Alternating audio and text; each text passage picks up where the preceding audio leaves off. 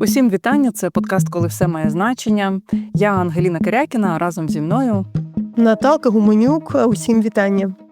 Привіт, Наталю. Продовжуємо говорити з тобою про війну і сценарії війни з людьми, які експертно глибоко цим займаються, аналізують. І сьогоднішня твоя розмова з німецьким експертом, з експертом зі збройних конфліктів, а також людиною з академічним бекграундом, професор міжнародної політики Університету збройних сил Німеччини в Мюнхені, Карло Масала. Також він є заступником відділу досліджень оборонного коледжу НАТО і автором книги «Якщо Росія виграє», власне, сценарій, про що ми будемо говорити. Розкажи, будь ласка, де ти Карла вхопила і про що саме ви говорили? Я модерувала розмову з професором Масалою під час українських заходів в Давосі. І також слухала окрему розмову з ним. Його книга «Якщо Росія виграє» сценарій стала бестселером, є дуже популярною в колах тобто людей в обороні і політологів. Вона поки що не перекладена на українську мову. Це така тоненька книжка, насправді, яка, скажімо так, і страшна, і сумна, і кумедна дуже. Я одразу про це скажу, тому що це книга, яка розказує про сценарії, як буде реагувати умовно Європа, Сполучені Штати, якщо, скажімо так, Росія б, наприклад, напала на Нарву. Я зроблю спойлер для того, щоб зрозуміти, тому що суть же ж не в інтризі цієї книги, що там з нею станеться, але просто, щоб зрозуміти цю глибину, вона інколи до болю сумна, бо ти можеш це уявити, а інколи кумедна, тому що в цьому сценарії там Україну змушують капітулювати, політична криза, але в Росії Путін відходить від влади і приходить такий новий, умовно, демократичний, якийсь незрозумілий, молодий, англомовний президент з прізвищем Обманщиков. А, наприклад, голову ФСБ звуть Палачов. І вся історія відбувається в тому, як в умовах цієї кризи потихеньку Росія нападає на Нарву, Європа і там всі країни роблять вигляд, що нічого не сталося. А в цей самий час відбувається велика кількість різних дивних речей. Типу там гине голова оборонної німецької компанії, а всі все одно думають, що це не пов'язано. Чи там направляються буквально силою викрадені біженці десь там з Західної Африки, яких привозять в Європу, і кораблі з Балтики всі виходять якось протистояти цій навалі біженців. Тобто він говорить, насправді, це дуже цікаво написана, просто, легко книжка, але яка прораховує сценарії якогось паралічу. Я додам, що мені було цікаво, що ми на цій самій розмові в Давосі з Карлом Масалою були присутні інші героїні нашого подкасту, Христя Фріланд, канадська політикиня, і колишня президентка Естонії Керсті Келюлайт. Було цікаво, що якраз ми і говорили, чого цього немає в книжці, бо ви можете послухати подкаст з Керсті, зрозуміти, як змінилася Нарва, з чим погоджується професор Масала, наскільки вона стала вже захищенішою, але суть не в цьому. Суть в тому, як, скажімо так, гібридною війною, і не тільки гібридною війною, Росія може дестабілізувати Захід, дестабілізувати Європу, Сполучені Штати. І насправді в мене є одне питання, воно ж наприкінці нашої розмови, але я хочу заінтригувати нашу аудиторію, де найцікавіше мені було читати навіть не оці якісь такі речі про гібридну війну, а про те, як Росія використовує стратегію ескалації в переговорах, завжди погрожуючи, на що люди купуються. І ось ця стратегія, мені здається, дуже цікава, відбувається в тому переговорному процесі і в цих відносинах з Дональдом Трампом, які є. Але я додам, звісно, ми говорили з професором Масалою в умовах, коли Сполучені Штати разом з Ізраїлем бомблять Іран. Було вбито керівництво Ірану, і оскільки все ж таки це експерт зі збройних конфліктів, зокрема, умовно кажучи, вивчає ті самі збройні конфлікти, за якими зараз слідкує світ, насправді більша частина моєї розмови була все-таки про вимір цієї війни для нас. Вона не настільки про саме Іран і Близький Схід, як про те, а що показує ця війна у використанні зброї Сполученими Штатами і Ізраїлем. А що ми можемо говорити про захист і повітряну оборону близькосхідних країн? Зараз велика в Україні розмова про те, як ці країни потерпають від шахедів, чи насправді продемонстрували Сполучені Штати якусь нову тактику, чи справді вони такі могутні? Чи ми побачили якісь речі, які є корисними для нас? Як дивитися на оце витрачення ракет «Патріотів» в тому регіоні, коли вони потрібні нам? А чи є якісь уроки? Що це все означає для Європи, коли Сполучені Штати фактично не одноосібно, а разом з Ізраїлем ведуть війну проти великої країни? І що це означає для НАТО? Це НАТО в такому вигляді, воно вже існує, чи що це таке? Тому насправді ми, звісно, говоримо і про книгу, але велика частина не так про Іран, як про Іран, а як про ту стратегію, тактику, зброю і протидію іранську, тій зброї, яка використовується. Я запитувала професора Масалу, бо мені здається, звісно, що це саме те, що цікавить зараз українців. Ми хочемо розібратися, скажімо так, навіть з військової точки зору. Слухай, я скажу, що мені ще цікаво, звісно, це німецький професор і експерт німецький, і викладач ще і інституції НАТО, Північно-Атлантичного альянсу. Мені цікаво, звісно, як він бачить роль Європи, не знаю, можливо, і Німеччини, конкретно в цій війні, в нашій, війні Росії проти України, чи щось може змінити, скажімо, нинішній розклад сил. Не знаю, чи ви про це говорили, але дійсно було би цікаво, наскільки до нього взагалі дослухаються, і чи він про це тобі говорить щось. Я додам, що чому особливо мені було цікаво його слухати, і вже далі буду без деталей, надзвичайно резонує його думка, яку, я дуже сподіваюся, почують, і я знаю, що трошки чують. Він говорить про те, що треба змінювати дискурс, тому що так, Сполучені Штати, Європа зараз в складних відносинах, коли ми говоримо про НАТО, але розмови ведуться, що Європа не може замістити військову міць Сполучених Штатів, бо це дуже дорого. І тому він каже, треба змінювати цей дискурс, тому що Європі не потрібно бути такими ж могутніми, як Сполучені Штати. Європі просто треба бути сильнішими за Росію. Але, власне, його розмова про те, що треба бути сильнішими за Росію, а це доволі просто.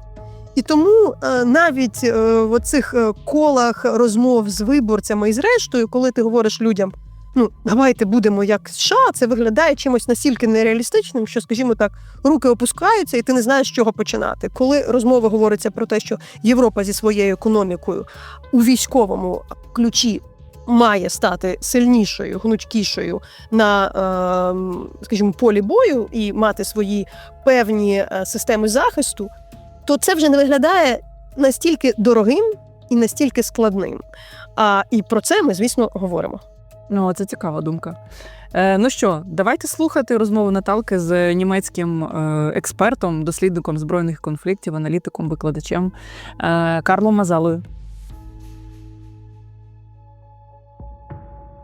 Ми дуже дякуємо нашим слухачам, вам за ту підтримку, яку ви здійснюєте для цього подкасту, зокрема для роботи наших чудових колег, звукорежисерки Люби Гук і редакторки Іри Лопатіної.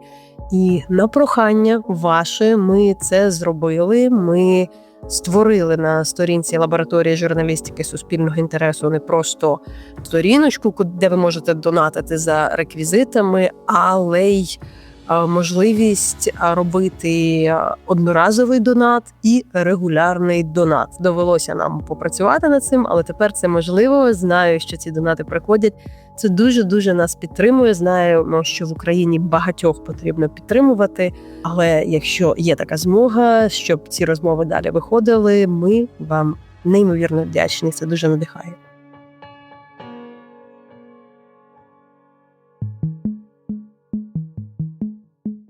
So, Professor Masala, I'm so glad to talk to you, especially that I'm speaking to you now.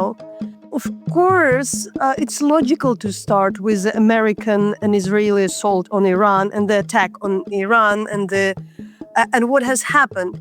And maybe, as somebody who understands better, what makes it special? Is it really the event of that scale compared to how it was the American operation in Iraq? But there was longer preparation that was very sudden. Is it special because we live in the world order where a country can just kill the leader of another country? Or it maybe could be another war in the Middle East because the world is used to the wars in the Middle East. But what makes this thing stand out? Or do you see it stands out? I wouldn't say it's special in the sense that, it's possible because of the changes in the international world order recently, because we've seen such campaigns quite often in the Middle East. The dimension of the campaign is pretty new. Because after 2003, after the war against Iraq, against Saddam Hussein, this is by far the biggest deployment the US ever had. And not only in the region, but worldwide. I mean, the US never deployed so many parts of their Air Force and their Navy to another region in the world like they did before this campaign started. So in that respect, it's pretty unique given the last 20 years. And of course, it's an outcome. I wouldn't say a logical outcome, but it's an outcome of the attacks of 7th of October. Because this attacks changed the Israeli calculus. And Israel is very determined to change the region for a better. If it will be for a better, we will see in the next couple of months and years. But that's actually what is really unique about this campaign. Yet I was curious by the comment of the Italian Prime Minister. She really said that, it is possible partially because, we are used into this world order where Russia can attack Ukraine. We referred to the 2004, but I remember I was still a very young reporter, but there was so many preparation. There was all this kind of US wanted to persuade France. So you needed to rig all the data and tell that Saddam has this chemical weapon, however it was fake, but still there was a preparation. So do you think it really, something else? The world where, it's just normal to attack the foreign country by a bigger player. Well, yeah, I mean, this is becoming normal. It's becoming normal because more and more actors are doing this. Yeah, so actually, the principle of international law, Article 2 of the Charter of the United Nations, that war should be prohibited and there is only legitimate self-defense, or if you have a mandate by the Security Council, then you can go to war against another country, is absolutely shattered. Yeah, so whoever consider itself as a great power can resort to their armies to actually pursue their political goals. So in that sense, we're really entering a new era in international relations, because previously this was only, actually possible by the United States because of their huge, vast superiority giving their armed forces. Now we see Russia doing the same. Since 2008, more or less doing the same. China hasn't done it, but reserves the right to do so. And so all three, let's say, bigger powers in the international system, although I must say I wouldn't consider Russia as a global power. Russia is a regional power in that sense. They basically are relying to force to pursue their political goals. But interestingly, what has changed with the US is that the US doesn't look, which they always did, for a broad international coalition to get some more legitimacy. Even in the war against Saddam, it was not that the US needed the partners they wanted to have on their side, but having partners made your campaign more legitimate. And now the US basically is not even looking for partners, doing these things just by relying on their own assets and then on their own means. So they don't even look for international legitimacy. And in terms of the execution, is it really that these operations show this superiority of the United States in an Israel, like capability to find the leader of the country, which is all about, wars and about, not just a leader who walking in the street, but somebody who is inactive, hiding, let's say like that. Does it really show that they're so superior and actually nobody can, hide from them? It's a combination, I would say. Whatever boils down to intelligence, of course, Israel, and this we've seen also since October 7th, the Israeli services are so deep inside the structures of other Arab countries, and especially with Iran, that they basically know every minute where people are. Yeah, so which makes it easy to target them. That's not the case with the US, in the region. But if you look at the US and if you look at Israel in the last 4 days since the war started, it is astonishing how quick they got air superiority. Don't forget, Iran is a country which had received S-400 air defense systems by Russia, which are considered as quite modern, and as quite dangerous. Nevertheless, during the 12 Days War and now, they basically didn't function at all.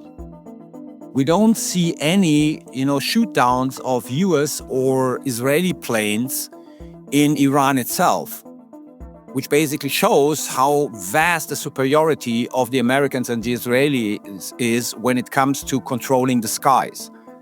Because you have to knock down, first of all, the air defense, because the S-400 presents a danger to your planes. The Iranians were not even able, to shoot with their air defense systems because they were knocked out either by electronic warfare or because the Israelis are inside the electronics of these systems. We don't know. But they were able to shoot down the air defense of Iran from the very first second. And this is quite astonishing. In terms of what we see military-wise, and, it's the war where Ukrainians are looking kind of not just as the witness or outsider, but really looking into the military side, because we know what are the Shaheds, we know what are those planes are. For us, including the Ukrainian journalists, it's not like any other war. Oh, some planes are somewhere, some rockets. We know what are those rockets, we know what are those planes, we know what are those drones, and we're also trying to understand how capable are the other Arab countries to defend itself? How strong is military-wise Iran when it's really fighting on its own soil? Are those Shaheds are really such a good weapon or not? What we learn from this war, and what do you learn from this operation now in terms of new military capabilities? Do we see something new beyond the Iran using drones, which similar drones are also used in Ukraine? No, we don't see anything new. Iran is basically retaliating with the arsenal it has, which is ballistic missiles and drones. But if you look at the numbers, this is quite interesting. The numbers from the first day to today, they went down with regard to the Shaheds and with regard to the ballistic missiles. We still don't know what it means, because we know that, especially with regard to the ballistic missiles, Iran is storing them underground. So we don't know whether the US or Israel have destroyed all these underground silos where they place their ballistic missiles. But what we see is, and this, I make the comparison to Ukraine, okay? That drones are more dangerous than ballistic missiles. That drones cause lesser damage, but they are more able to cause damage than ballistic missiles, because the air defense systems of most of the Arab countries and the countries in the Persian Gulf which were attacked were able to shoot down almost all ballistic missiles. But they have difficulties to basically shoot down the drones. So the damages we saw all over the place were mostly done by drones. And this basically shows, that something is changing, and we see it every day in the war Russia wages against Ukraine, that these kind of drones, although they have a lesser payload underneath, but actually are more effective than ballistic missiles if you have a good air defense system. Indeed, and I'm working on the book on the drone warfare, and the chapter on the anti-Shahed solutions was the one I was looking recently, in particularly because of the incredible amount of the attack by the Shaheds this winter, but also by the fact that Ukrainians has found kind of a solution.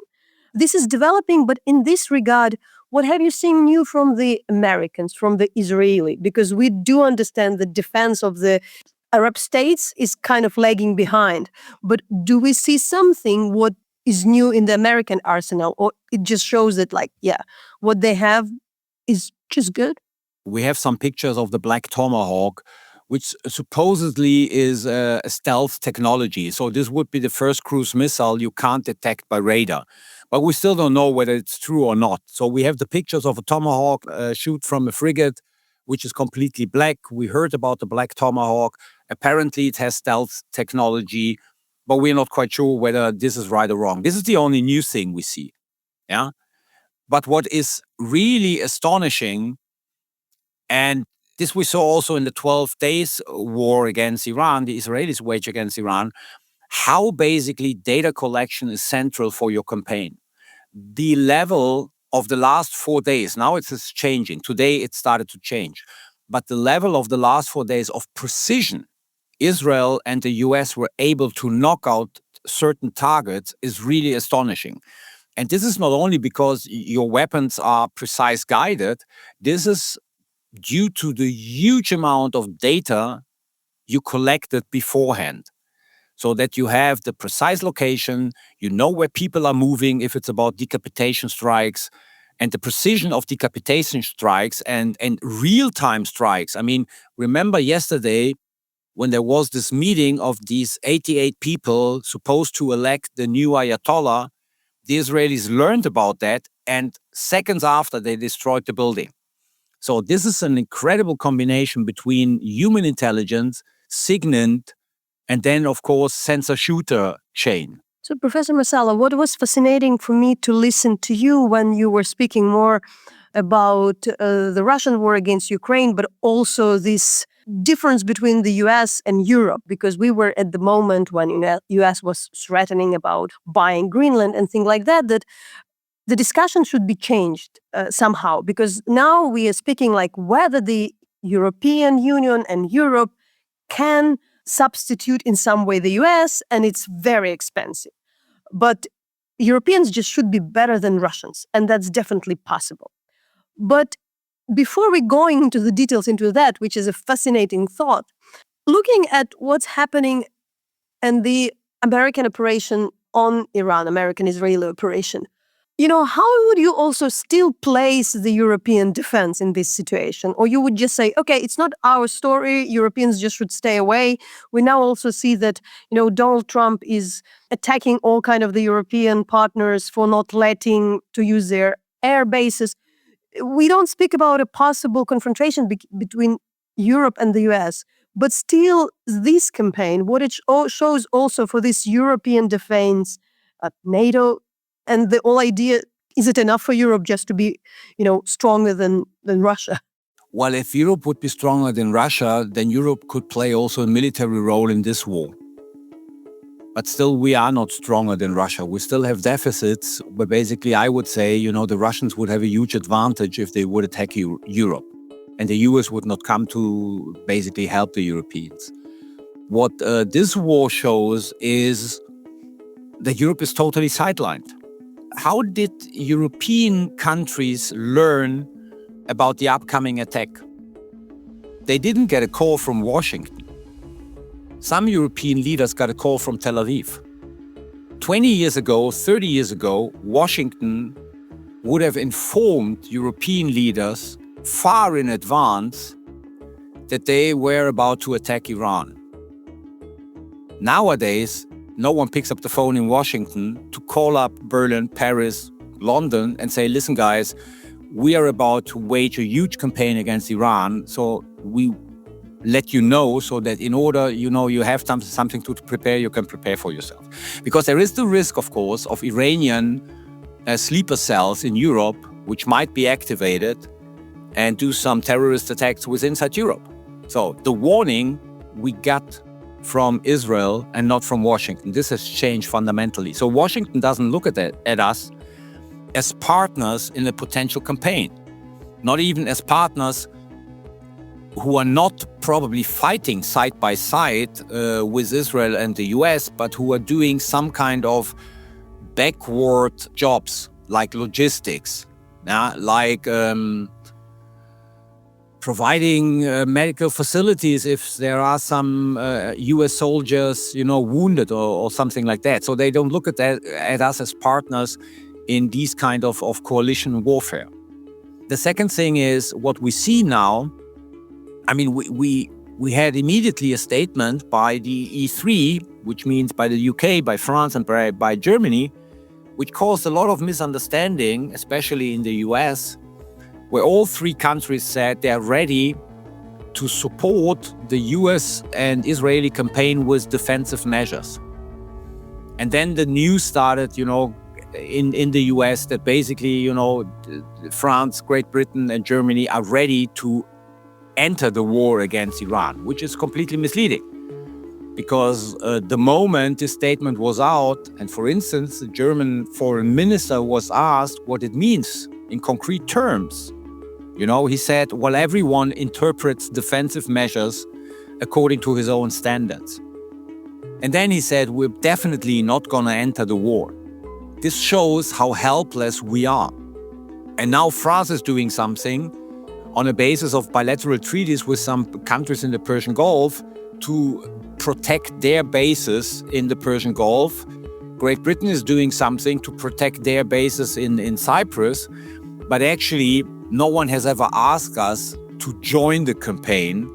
And this is definitely different from what we know from transatlantic affairs since the 50s. Washington would have always asked us to take an active part. And then probably Europe would have said, no, we can't, we won't, we don't. And then it would have been okay. But nowadays, Washington is not even asking the Europeans. So what does it mean to become stronger than Russia for Europe? And maybe I'll put it into the context of the last year, where at least it felt there are more talks about own defense than it used to be 2 years ago. So for me, something feels like changing, but I said in a couple of interviews that I think that the debate in Europe is going into the wrong direction.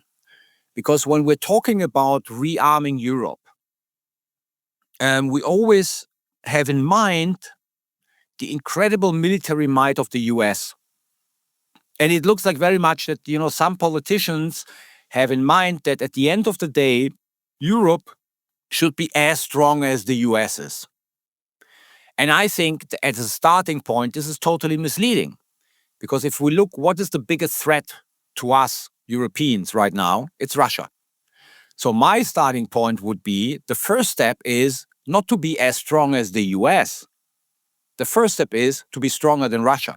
Because the task for the next couple of years is to contain and deter Russia. And therefore, you don't need the whole military might of the US. It can be done by lesser military means than the US has at its hand and available. So the point was, in the long run, you can have this goal to be as strong as the US. But if you start by putting out this as a goal, it's very clear that this is a process which will take up, 15 years or something like that. That's a time we don't have. We need to be potentially ready in 4 years to defend Europe's territory against a potential Russian invasion. And so my point would be, start by getting stronger than Russia is. Start by having deep strike capabilities. Start by having enough air defense. Start by focusing on electronic warfare. These are things which would basically put us in the position to deter Russia. And if everything goes wrong and the Russians wage a campaign against one country or more countries, we could be even able to win the fight against Russia.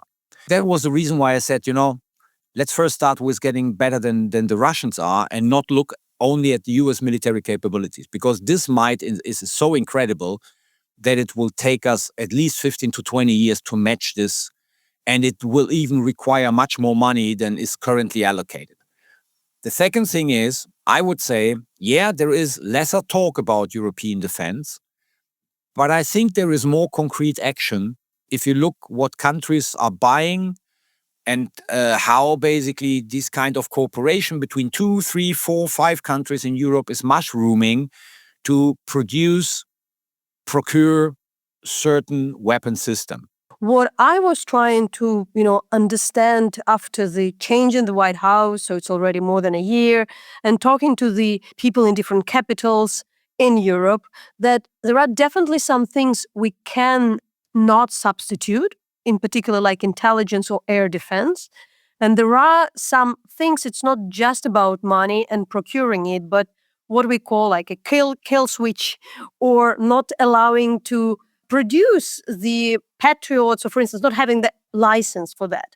For me, the most interesting remark was by what President Zelensky actually said, that, oh, in fact, the US hasn't yet given the license or the right to produce something similar, which goes more or less, oh, so it's not just about the money. It's not just about like, oh, 5%. There is a political kind of control, while the US wants Europe to put more money, but they still want to have a political control over that. So what do you see are the things which can be done with that? And would it take long? Do you see the discussion that Europe is trying to understand that there are specific things we just don't have, and it's rather urgent? The most important thing we don't have, and which is really of utmost importance for Europe, is whatever is related to ISR. So satellite-based. Because if you don't have this data, I mean, European troops would be blind and deaf on the battlefield. So this is the most important thing. With regard, for instance, to Patriot systems, I mean, there are alternatives. And this is where I come, we just need to be better than the Russians. The Patriot system is quite a good system. But do we need this kind of 100% system? Probably it's okay if we have an 80% system. So there is a Spanish, Italian, which the Ukrainians do have too, air defense battery, which is quite good. There is IRIS-T, which is quite good. So there are alternatives to the American Patriot system. The problem is that the Patriot system is available, and of course it's cheaper to buy than the IRIS-T. So that's why European countries are going for the Patriot system. Why it's cheaper? Well, because it's older and it's produced more in mass. You know, IRIS-T is produced, I think, 10 batteries a year. The Patriot is produced in much larger numbers because it's sold worldwide. There are alternatives. So I would say the thing which is really difficult is ISR. For the rest, we have European alternatives. And now my point is, which will make us better than the Russians. But of course, you know, if you want to have stuff which is equivalent to US quality, then we have a problem. Because a lot of things are only produced in the US. The US has to agree to sell them. And yeah, you're absolutely right in this sense of, you know, how would I say, the US has a schizophrenic view on Europe, always had. They want Europe to do more in terms of their own defense. And when the Europeans are doing more, the US wants to still keep the control of this development.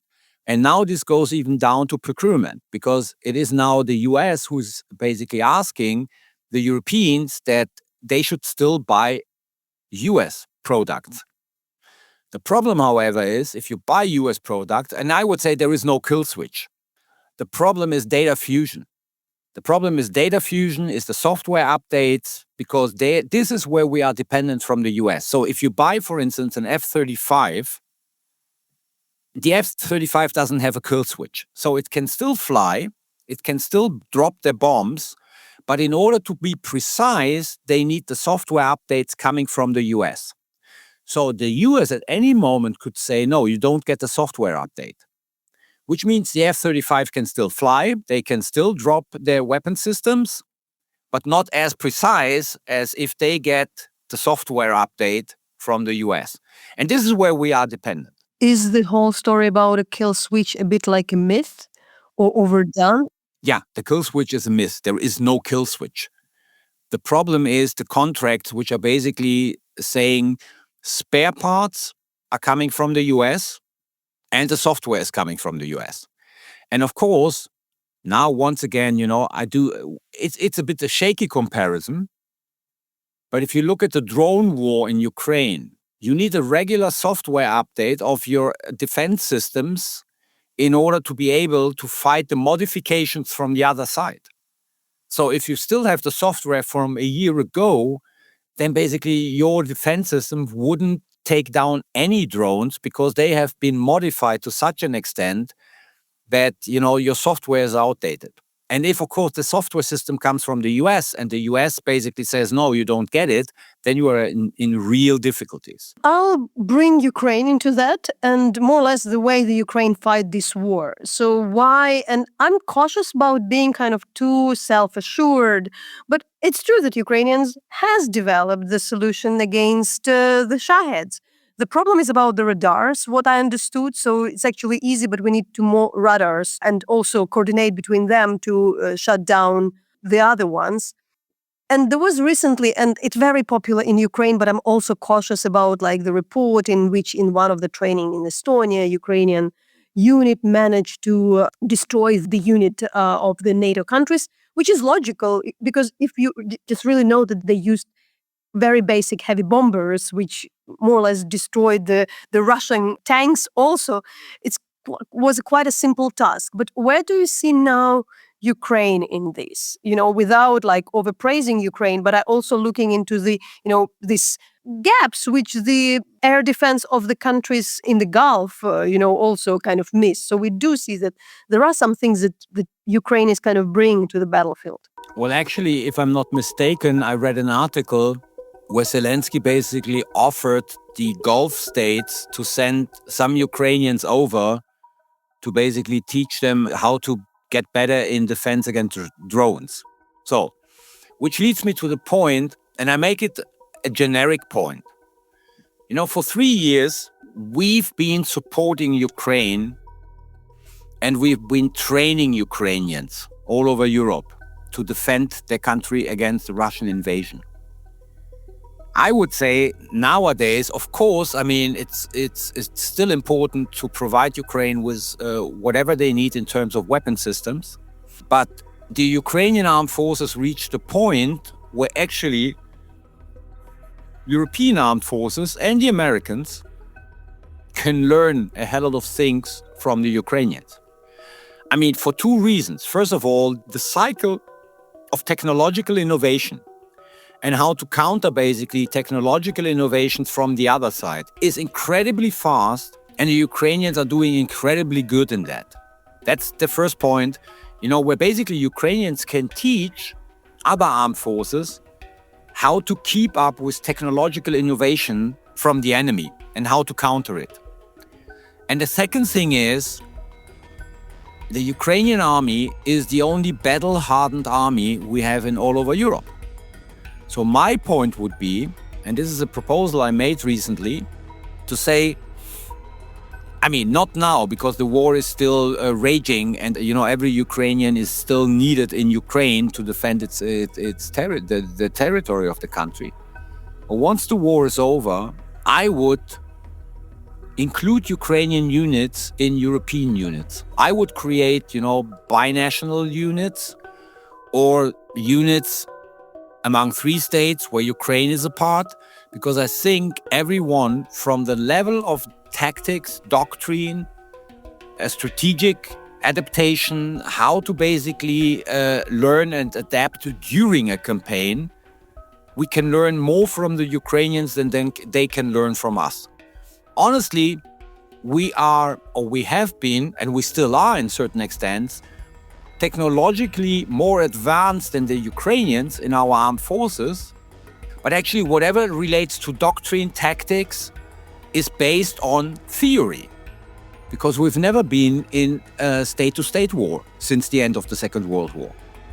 So the Ukrainians can teach us a lot in that respect, how to basically, prepare for a state-to-state war on a large-scale level. I've recently talked to the former Ministry of Defense, one of our quite brilliant military analysts, Andriy Zahorodnyuk, who just, in a simple term, explained how you don't have any longer like a air superiority in one domain, because there is a different types of the air domains, and you don't see it any longer because it's like this lower one, and it's exactly what the drone changed. But I'm bringing that also into this discussion about Europe, because you really said that Europe won't have that much money to be as superior as US. And what Ukraine invents, it's not inventing something totally new. It's inventing cheaper options. So, you still can use Tomahawk, but you can use something else. You can still use, more expensive thing, but you can use something else. But that's my point about the 120% system and the 80% system.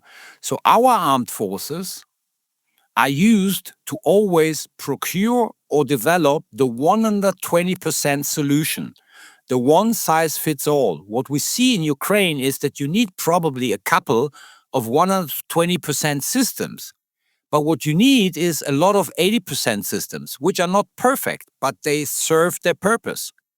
Yeah, and there are some kind of, and this is what we are not used, there are some kind of throwaway systems. They serve their purpose. At a certain moment, they break down, then you throw them away and you get the next one. How do you think that could be integrated into kind of developing of the European defense? Because when you're in Ukraine, you definitely see the people coming to Ukraine, or you in the Ukrainian conference, the people speaking how great are Ukrainian drones and how there is a possibility of the interaction and some cooperation. But, it can be just a very tiny bit of everything. So where do you think, to what extent it's feasible in the nearest future that, Ukrainian production or joint production can be there?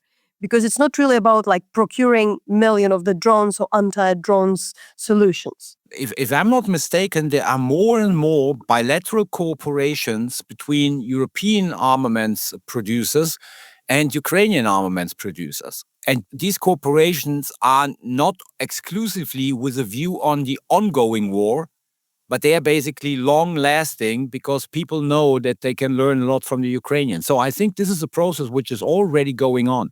And it's mainly going on, of course, in the field of drone production, because this sounds very cynical. But of course, since there is a war, you have some kind of live testing of your products. So you still can figure out relatively quickly whether what you developed is of any use for real armed forces or not. I want to finally go to the brilliant book you have written, the bestseller, and congratulations to that.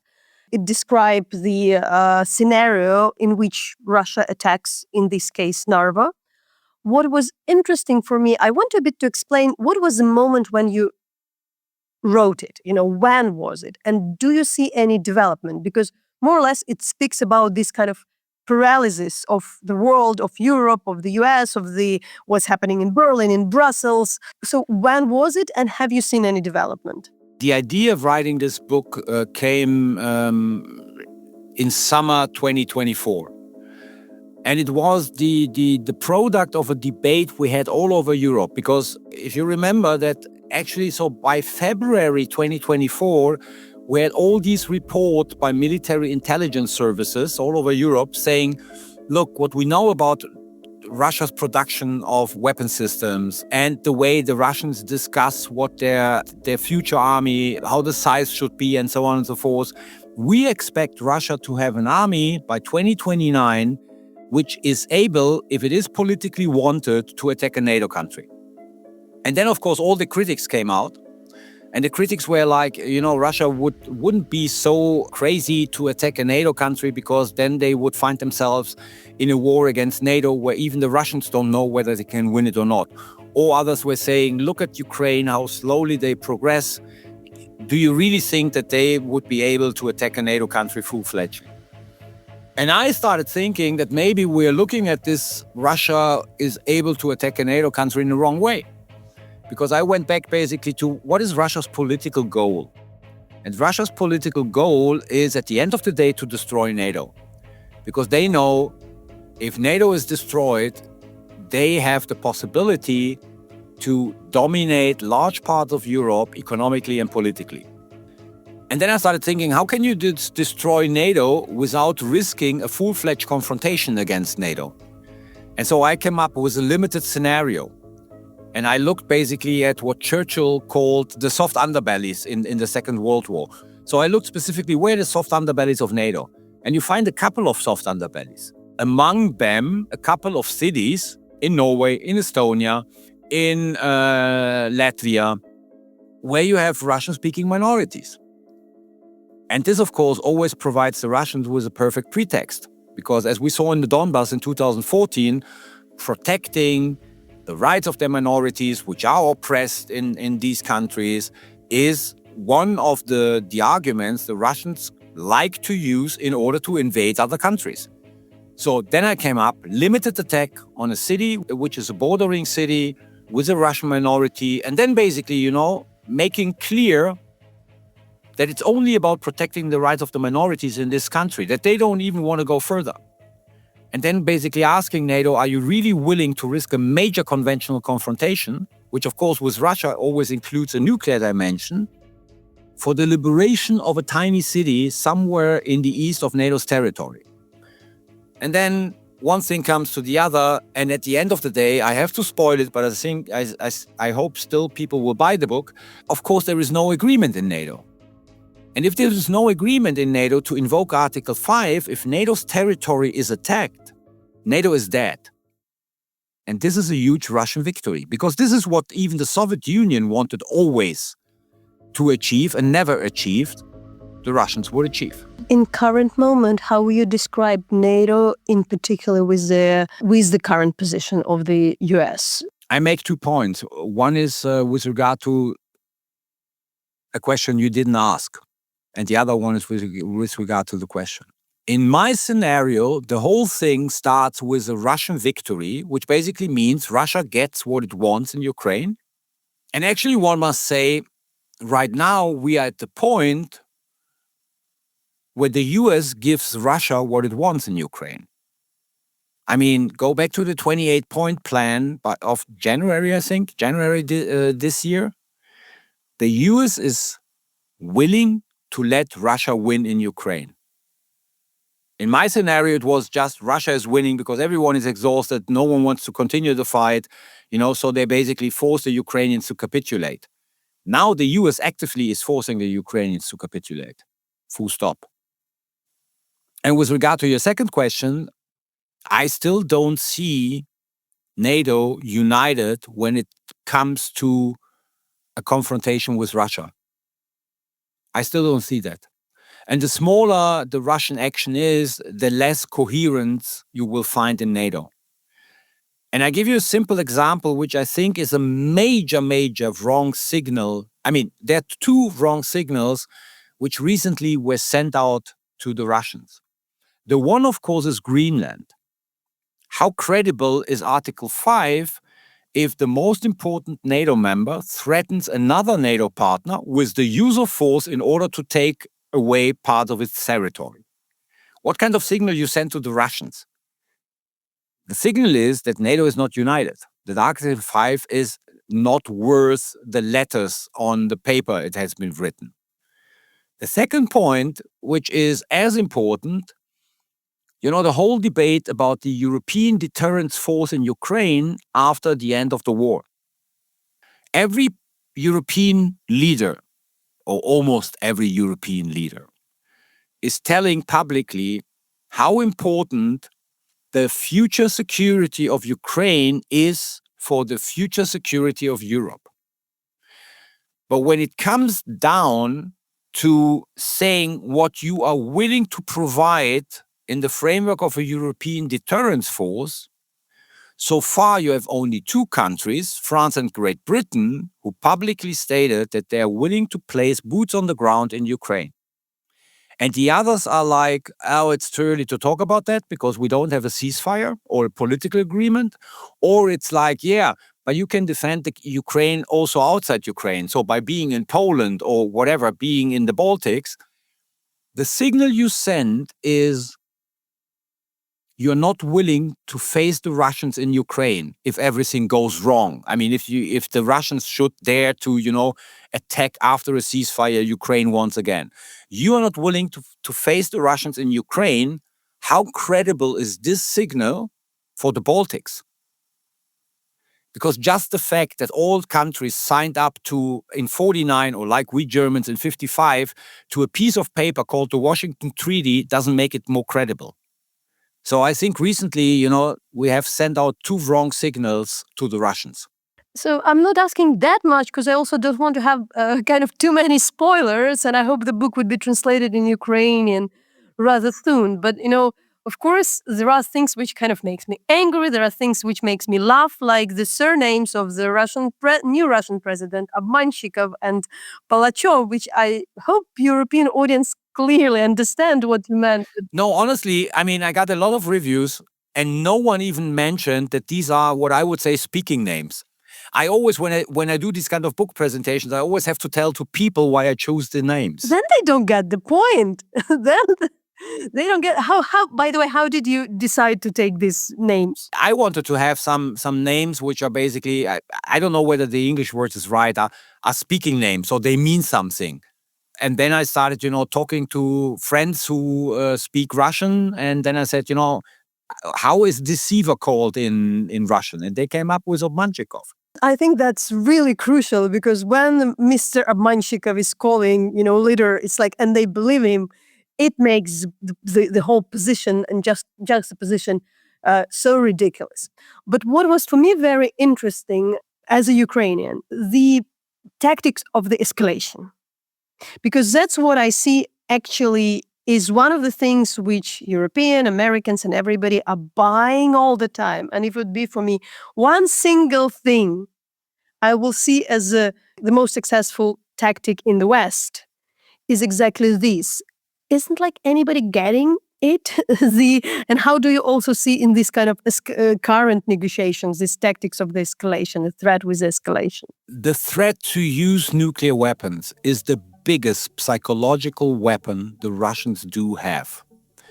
Whenever they use it, societies, not all societies, but a lot of societies are going crazy. And the Russians do know it. And they use it in order, to basically prevent governments from doing certain things. My point is always, of course, we should never forget that the Russians have nuclear weapons. That's not the point. I'm not saying, nuclear weapons don't matter. But what people have forgotten, and probably we've never been at the point, is to say, look at the constellation. I mean, if you use nuclear weapons, the ultimate weapon, you want to gain something. And there is nothing Russia could gain from using nuclear weapons right now. Yeah. And even, during the whole war, there was never a point where the Russians could have gained something really in political terms by actually using nuclear weapons. But what they knew is that the collective psyche of European societies is whenever someone says, oh, don't forget, we have nuclear weapons. And if you do this, we might strike your capital. Or at a certain moment, when there was a debate in Germany about sending the Taurus, the Russians came up and knew the place where the Taurus is produced, which is not far away from here. And it's a very tiny, suburb of Munich. And people get scared immediately because they believe it. They believe it. It becomes totally irrational then the debate about, how to react to these kind of threats. But then it's really schizophrenic because the whole your book is about how and there is a point that Europeans don't believe they can be attacked. They just don't believe. They deny. And I understand. I can be a person in denial. I didn't believe that the Crimea would be taken. I didn't believe there would be full-scale invasion. I do understand that. But at the same time, they're frightened of something which way less possible. Yeah, absolutely. Because they don't understand the logic and the function of nuclear weapons. And no one explains this to them. That's the point. Are we capable to explain that? I think you are capable. I think absolutely capable to explain this because that's what I try to say. Yeah, nuclear weapons can be used. But the one who uses nuclear weapons expects a certain advantage by using them. And if you look at the war against Ukraine and the whole international setting, it would be devastating for Russia to use nuclear weapons. So there is no incentive to use nuclear weapons. There is no incentive on the battlefield. They wouldn't gain anything on the battlefield. And, given basically, depending on how the wind blows, they would even damage their own population back in Russia with the fallout. And the second thing is they would lose their biggest partners and supporters, China and India. And the Russians can't afford to lose China and India if they use a tactical nuclear device in Ukraine. So, and then, of course, I mean, now, as we know, the administration in the US changed, but the old Biden administration, they threatened them with devastating consequences. And Milley told Gerasimov exactly what he meant by that. So where's the incentive then for Russia to use nuclear weapons? There is no incentive. But this is something you have to explain to people, and people still don't understand because our legacy of the Cold War is, oh gosh, nuclear weapons, This means Third World War, everything is destroyed, nuclear winter, it's over. We all watch Stanley Kubrick, some things Yeah. are so powerful. Yeah. We also and should the day after, this was a popular movie in the 80s. Actually, it was very interesting how Fiona Hill explained how the day after is so much in the mindset of President Trump, that he's so fascinated and obsessed by this movie. But the joke of these days in Ukraine, we have a lot of black humor, obviously, is that we don't attack Russia because it's a nuclear power, but we attack Iran because they want to be a nuclear power. I want to ask you, in this, where do you see now US in this short war? Or would it be short? From 2 points. First, I remember the first time I came after the Trump election to the Washington with one specific kind of task. I wanted to meet and interview some of the people from the military expert close to MAGA. I don't know those people. I know Republicans. I don't know them. It was very interesting because everything they explain about what they want from Ukraine, why they want Ukraine to kind of restrain, give up, was this idea of isolationism, that Pete Hegseth, that J.D. Vance, Tulsi Gabbard, they all former veterans. They know that operation was horrible in Iraq, that Afghanistan was bad, and they are tired, and there is this generational kind of idea not to go for other wars. There were other attacks after, but just thinking like it was their number one and major reasonable explanation of Donald Trump policy, if you really want to be pragmatic. And now I really don't get it. And what we also know, yes, you can destroy the mill. And in this regard, maybe the second question is, it's not exactly Venezuela case. Iran is a strong country. It's a strong country, disregarding how dysfunctional the economy is. Beheading it doesn't mean you really change it. And the US were never good in maintaining the country after that. It was never the case. I mean, if you listen very carefully to Trump, he walked back from the idea of regime change. I mean, the first speech he gave was about, destroying the nuclear program, destroying the ballistic missile program, and basically preparing the ground for the people in Iran to take over the power. He's now walking back from the third point. And we have this kind of statements that, like, depending on whoever takes power in Iran, I mean, within the regime, we might be able to work with him in the future. So he's walking back from the idea of regime change. The point, however, is that the Israelis do want regime change. Yes, I mean, there is a split in the MAGA movement. So the, let's say, hawks in the administration have basically pushed isolationists aside. The only thing I see with Trump is that he doesn't want to get engaged in this forever war. So I don't believe that he's going to send ground troops. So he's now thinking about arming the Kurds so that they might take over power. The US will provide, let's say, the air power and whatever you can do from outside Iran, and probably special forces inside Iran.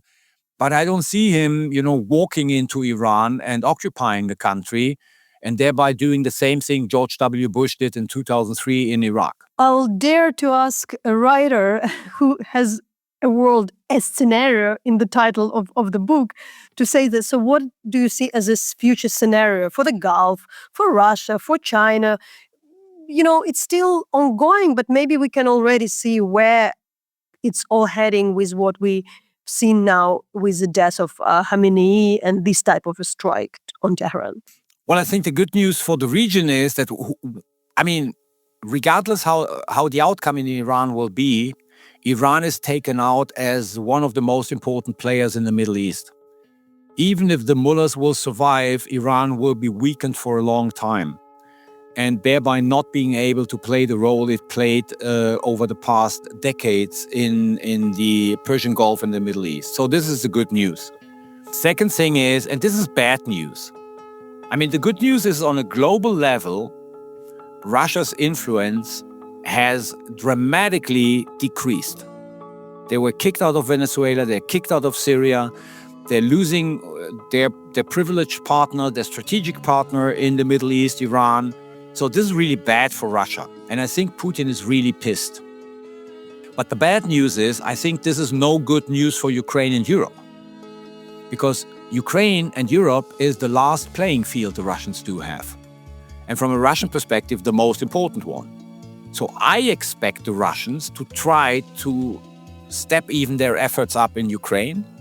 And I expect the Russians to be more aggressive, more reckless when it comes to what we call hybrid warfare against European countries. So I think all in all, Russia's influence on a global scale is diminishing. But this doesn't mean that it will have positive consequences for Ukraine and Europe. To finalize, how do you see now your government and Mr. Merz? Whether you see that Germany is really changing in particular as the biggest economy in the European Union, and we can say that one of the strongest countries, definitely. Germany is changing. Germany is trying to do a double strategy, keeping the US engaged in Europe while, driving Europe to become more autonomous from the US. But what I would say hasn't been fully realized in Berlin is the future of European defense at the end of the day, and European sovereignty and the future of Ukraine depends on us, the Germans. Because we are the only country right now who has the financial means, and secondly, the outlook for a more or less stable government for the next 3 years. So France is going to the ballots in a year from now. No one knows how long Starmer will survive. There might be some shake-ups in the next years in France and in Great Britain if everything goes badly. So Germany has to embrace the idea that it has to take constantly a leading role. And I think Berlin hasn't fully realized that and is shying away from that right now because this is not our political culture. We always used to try lead from behind, but never, from the front. And this has to change. We should lead more from the front. Thank you so much, Professor. Thank you very much for your interest.